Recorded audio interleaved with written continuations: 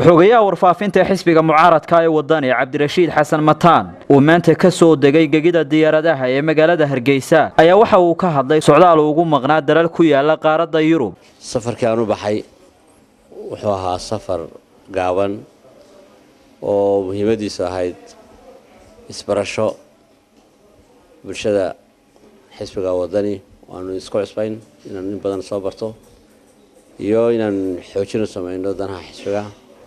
waxaan kulamo badan la soo qaatay maamulka iyo taageerayaasha laanta Germany, laanta Sweden, UK iyo kuwa Imaaraadkaas. waxaan aad iyo aad uga mahadcelinayaa dadkii halkaan kula kulmay.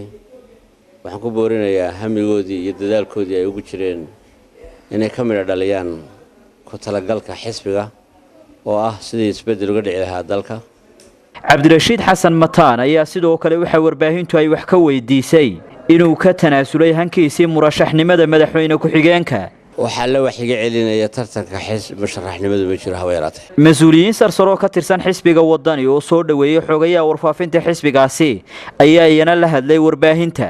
nasiib darro anaga saaka waxaan ku celiyay airportka waxa la yiri lama gali karo xisbiga cid ma soo dhaweyn karaan ku yiri waxaan nagu yiri maamul ku xigeenka Maxamed Xuseen xafiiskeenay taala wiil warqadaasi xafiiskeenay warqadaasi ma taalo marka arintaasi waa arin u gaaran ninka la yiraahdo Maxamed Xuseen